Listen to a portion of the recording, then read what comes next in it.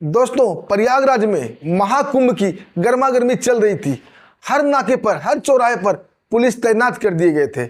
उसी पुलिस में से एक पुलिस दरोगा था अफजल कुरैशी, जो कि साधु संतों को काफी परेशान किया करता था।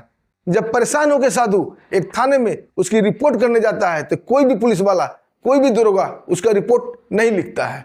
तभी दोस्तों ये खबर लगती है वहां के डीएसपी रवि वर्मा को, जो कि साधु संत की काफी इज्जत किया करते थे। दोस्तों, डीएसपी साहब इस केस की सच्चाई जानने के लिए और उस दरोगा की हकीकत जानने के लिए खुद साधु बन के उस थाने में जाते हैं और उस चौराहे पर जाते हैं जहाँ की वो बेइज्जती किया करता था। दरोगा उसकी काफ़ी बेइज्जती करता है और उन्हें लॉकअप में बंद भी कर देता है और पीटने की धमकी देता है। जब दोस्तों हकीकत पता चलती है कि साधु नहीं डीएसपी साहब हैं, फिर जो होता है दोस्तों बड़ा ही मजेदार होता है। आइए दोस्तों पूरी कहानी जानते हैं विस्तार से। दोस्तों, कहानी शुरू करने से पहले आप लोगों को दिल से धन्यवाद। आप लोग हमारे वीडियो को काफी मात्रा में लाइक करते हैं, चैनल को सब्सक्राइब करते हैं। दोस्तों, इससे हमें हौसला मिलता है। अपना प्यार और आशीर्वाद हमारे ऊपर ऐसे ही बनाए रखिएगा। हम आपके दोस्त, आपके भाई हैं। आइए दोस्तों चलते हैं कहानी की ओर। दोस्तों, कहानी की शुरुआत 3 जनवरी 2025 से होती है। उत्तर प्रदेश के प्रयागराज से महाकुंभ की तैयारी चल रही थी। दोस्तों, भारत के कोने कोने से साधु, महर्षि, नागा सब लोग आए हुए हैं। इनकी सुरक्षा के लिए और कुंभ सुचारू रूप से चल सके, सीएम योगी साहब ने हर जगह चप्पे चप्पे पर पुलिस की तैनाती की है। कुछ पुलिस वाले तो साधु के भेष में भी हैं, कुछ कमांडो भी साधु के भेष में हैं, ताकि कोई भी गलत आदमी, आतंकवादी या कोई भी दुष्कर्म करने वाला आदमी बच ना सके। दोस्तों, ये कहानी महाकुंभ मेला की जहां से शुरुआत होती है प्रयागराज में, उससे 2 किलोमीटर पहले की है। वहां एक नाके पर पुलिस टीम की ड्यूटी लगाई जाती है। उस पुलिस टीम का इंचार्ज था अफजल कुरैशी, जो कि दरोगा था। जहां उनका नाका लगा हुआ था, नाका के जस्ट सामने एक छोटा सा मंदिर था राधे कृष्ण का, और अपोजिट साइड छोटा मोटा जंगल का ही रूप समझ लीजिए, छोटी मोटी झाड़ियां थी। वहीं पर एक साधु अपनी कुटिया बनाकर रहा करता था। वो दिन भर मंदिर में सेवा किया करता था, भगवान की पूजा अर्चना आरती किया करता था। जो भी श्रद्धालु वहां को चढ़ाते थे उसी से उसकी जीवन यापन चलती थी, और शाम होते ही अपनी कुटिया में विश्राम करता था, खाना खाता था। लेकिन दोस्तों, जब से वहां पर पुलिस नाके की तैनाती हो गई थी, पुलिस वाले की तैनाती हो गई थी, तब से उस साधु का जीना हराम हो गया था।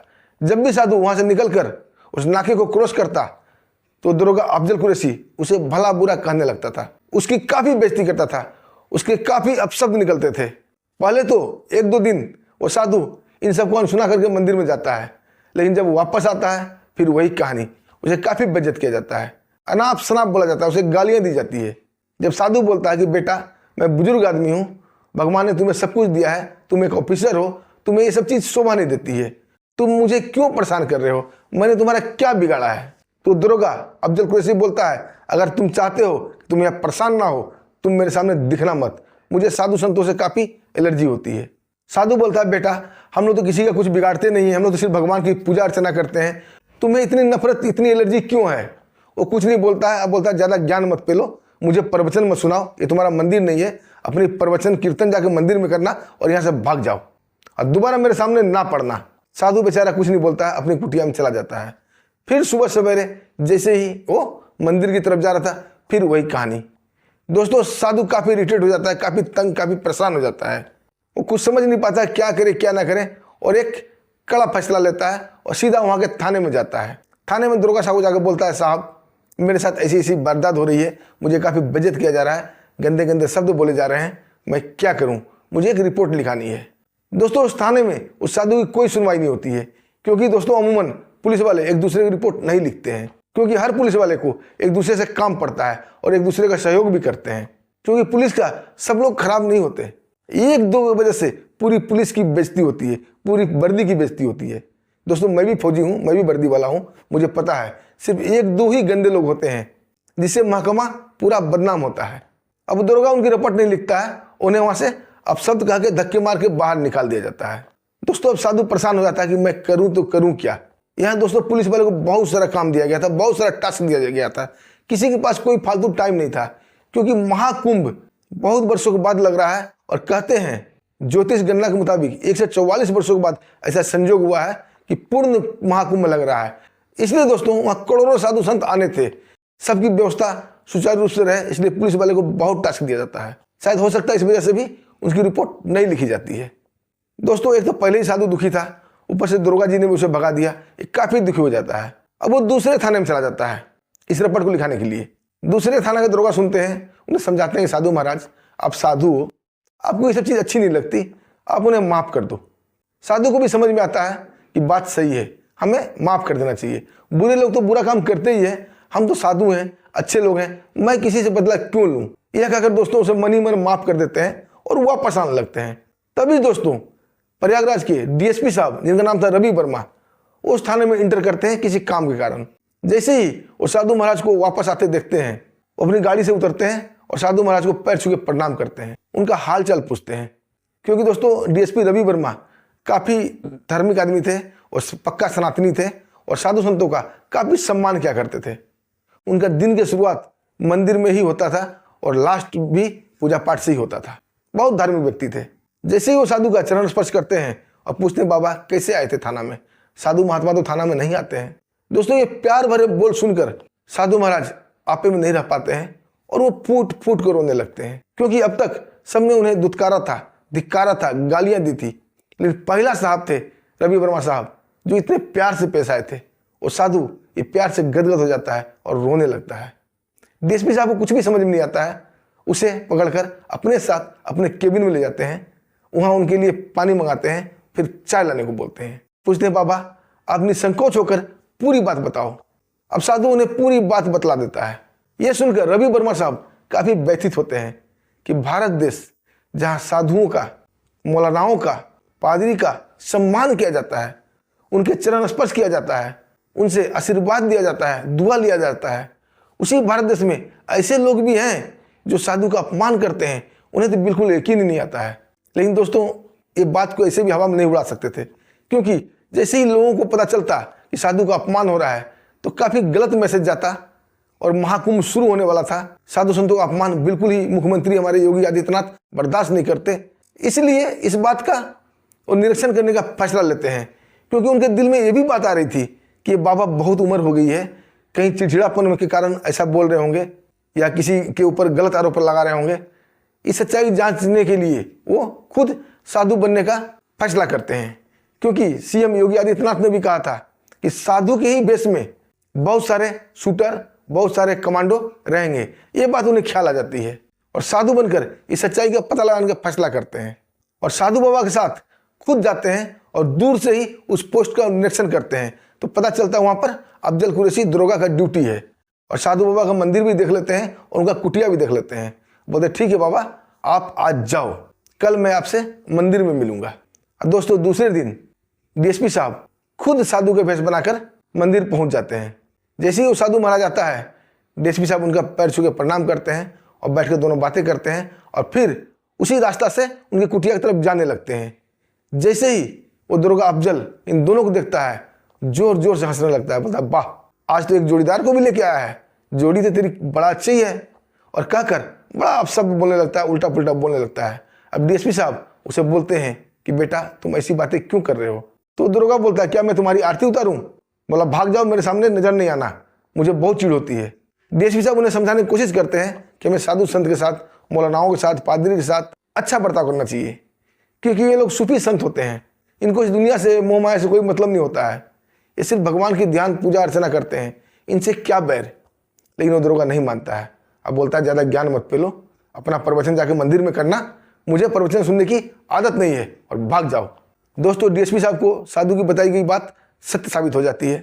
अब दोस्तों डीएसपी साहब उस साधु को लेकर वापस उसी थाना में आते हैं जहां उनकी रिपोर्ट नहीं लिखी गई थी, पहले वाला थाना में। वहां आते हैं और वहां दरोगा साहब को बोलते हैं साहब मुझे एक रिपोर्ट लिखवानी है। दरोगा साहब साधु को देखते ही भड़क जाता है, बोलता है महाराज महाकुंभ का प्रोग्राम चल रहा है, ऐसे ही पुलिस वाले को बहुत टेंशन है, आप फिर आ गए, आप जाओ, यहाँ साधु संत की कोई मदद नहीं की जाएगी, आप अपना मंदिर में जाइए और वहीं भजन कीर्तन कीजिए। ये थाना है, यहाँ हम लोग काफ़ी दुखी हैं, हमारे ऊपर काफ़ी लोड है, आप यहाँ से भाग जाओ। जब डीएसपी साहब बोलते हैं कि भाई हम भी तो यहाँ के नागरिक हैं, आप हमारी रिपोर्ट क्यों नहीं लिखोगे, कोई कारण तो होगा। अब दरोगा साहब उनसे उलझ जाते हैं। अब बोलते ज़्यादा ज्ञान मत पेलो, हमें कानून मत सिखाओ, दिन रात मैं कानून ही देखता हूँ, तुम लोगों का क्या है, तुम लोग तो बस हराम का खाना है, हराम का रहना है। दोस्तों ये बात सुनकर डीएसपी साहब काफ़ी भड़क जाते हैं और दरोगा को उल्टा पुल्टा बोलने लगते हैं। दोस्तों अब दरोगा भी काफ़ी गुस्से में आ जाता है, उठता है और उन्हें सीधा घसीट कर ले जाकर लॉकअप में बंद कर देता है। अब बोलता है अगर तुम साधु ना होते ना तुम्हारी हड्डियां में चुरवा देता, लेकिन साधु हो इसलिए मैं तुम्हें छोड़ रहा हूँ, लेकिन आज रात तुम्हें इसी लोकों में रहना पड़ेगा। अब दोस्तों डीएसपी साहब जो कि साधु के बेच में थे वो बोलते हैं बेटा तुमने गलत पंगा ले लिया है, तुम्हें पता नहीं कि मैं कितना करामती साधु हूँ, अगर मैं चाहूँ तो नौकरी से तुम्हें यहीं डिसमिस कर दूंगा, अगर मैं तुम्हें श्राप दे दूँ तो। वो दरोगा जोर जोर से हंसने लगता है। अब बोलता है बाबा वो जमाना चले गए जब लोग श्राप दिया करते थे, अब तो कानून का राज है। तभी दोस्तों डीएसपी साहब भी जोर जोर से हंसने लगते हैं और हंसते हंसते अपना बालों का बिग निकालते हैं, दाढ़ी निकालते हैं, मूछ निकालते हैं। दोस्तों जैसे ही वो दरोगा देखता है अरे ये तो डीएसपी साहब हैं, उनके दोस्तों पैरों तरे जमीन खिसक जाती है, फटाफट लॉकअप खोलता है और डीएसपी के चरणों में गिर जाता है, साहब मुझे माफ कर दो। डीएसपी साहब बोलते हैं हमारे चरणों में गिरने से कोई फायदा नहीं होगा, अगर चरण में ही गिरना है तो भगवान के चरण में गिरो, इन साधु महाराज के चरण में गिरो जिसकी तूने काफी बेइज्जती की है। अब दरोगा उन साधु महाराज से भी माफी मांगने लगता है, लेकिन डीएसपी साहब उसे माफ नहीं करते हैं। अब बोलते हैं तुम्हें एक काम और करना है, मैं और साधु बाबा दोनों जा रहे हैं इस नाके पर जहां पर एक पोस्ट लगा हुआ है पुलिस का, तुम्हें थोड़ा फासला रख कर रहना है, जैसे मैं इशारा करूं तुम आना है और एक दरोगा जी को गिरफ्तार करना है। खबरदार जो उन्हें सूचित करने की कोशिश की या फोन करने की कोशिश की। और दोबारा डीएसपी साहब फिर साधु को भेष बनाते हैं और फिर उसी चौराहे पे आ जाते हैं, मंदिर वाला चौराहा। वहां उनको देखते ही दरोगा अफजल फिर बुला भला कहने लगता है। अब डीएसपी साहब बोलते हैं कि तुमने हमें नॉर्मल साधु समझा और बुरा भला कहा, अब मैं तुम्हें श्राप देता हूं, तुम इस चौराहे पर ड्यूटी करने के लायक नहीं रहोगे। अफजल जोर जोर से हंसने लगता है, बोला तेरा श्राप से मेरे ऊपर कोई फर्क नहीं पड़ेगा। तभी डीएसपी साहब बोलते हैं फर्क पड़ेगा बेटा, तुम यहाँ ड्यूटी करने के काबिल नहीं रहोगे, आज के बाद इस नाके पर तुम नजर नहीं आओगे। और ये कहते हुए अपना दाढ़ी मूछ हटाते हैं, अपना बालों का बिग खोलते हैं। जैसे ही अफजल देखता है अरे डीएसपी साहब हैं, दोस्तों एकदम घबरा जाता है और पैरों में गिर जाता है कि साहब मुझसे गलती हो गई, मैंने आपको पहचाना नहीं। तभी डीएसपी साहब दरोगा को इशारा करते हैं और आकर वो उनको गिरफ्तार करता है और थाने ले जाता है, और डीएसपी साहब भी उनके साथ साथ थाने जाते हैं। अब बोलते हैं तुम लोग इस महाकुंभ में ड्यूटी करने के लायक ही नहीं हो। महाकुंभ में जितने भी पुलिस वाले ड्यूटी लगाई गई है साधु संतों की सुरक्षा के लिए लगाई गई है, उनकी हिफाजत के लिए लगाई गई है, उनका सम्मान करने के लिए लगाई गई है, ताकि कोई भी साधु संत कोई असुविधा ना हो। लेकिन तुम लोग ऐसे पापी हो जो साधु संत को ही तंग करते हो। तुम दोनों इस ड्यूटी के काबिल नहीं हो, इस वर्दी के काबिल नहीं हो, और दोनों को सस्पेंड कर देते हैं। दोस्तों यही कहानी थी ईमानदार डीएसपी रवि वर्मा साहब की। आपको अच्छी लगी, पसंद आई तो वीडियो को लाइक कीजिएगा, चैनल को सब्सक्राइब कीजिएगा। दोस्तों वक्त आ गया अब उन प्यारे प्यारे दोस्तों को नाम बताने का जो हमें प्यार से कमेंट करते हैं। दोस्तों पहला कमेंट है मोहम्मद ताहिर का। वो लिखते हैं महोदय ऐसे ही ऑफिसर की हमें जरूरत है। ताहिर भाई आपका दिल से धन्यवाद। दूसरा कमेंट है गंगाराम राजस्थान से। ये लिखते हैं हमें ऐसी कहानी बहुत पसंद आती है, तो गंगा भाई आपका दिल से धन्यवाद। तीसरा कमेंट है सतीश गुप्ता का। ये कहते हैं वीडियो बहुत अच्छी लगी, इसे कहते हैं दिन में तारे दिखाना, तो सतीश भाई आपका दिल से धन्यवाद। चौथा कमेंट है अरविंद कुमार का बिहार से। ये लिखते हैं आज के ज़माने में ऐसे ही पुलिस अधिकारी की जरूरत है, धन्यवाद सर ऐसा वीडियो बनाने के लिए। तो अरविंद भाई आपका भी दिल से धन्यवाद। और पांचवा कमेंट है हितेश सिंह सोलंकी का महाराष्ट्र से। ये लिखते हैं वेरी वेरी नाइस स्टोरी। तो सोलंकी भाई आपका भी दिल से धन्यवाद। जो भी नए दोस्त नए भाई हमारी वीडियो को देख रहे हैं कृपया करके कमेंट कीजिएगा, तो अपना नाम बताइएगा और कहाँ से लिख रहे हैं ये भी बताइएगा, हम आपका नाम बताएंगे। दोस्तों फिर मिलते हैं एक शानदार सच्ची कहानी के साथ, तब तक के लिए हमें आज्ञा दीजिए। नमस्कार, जय हिंद।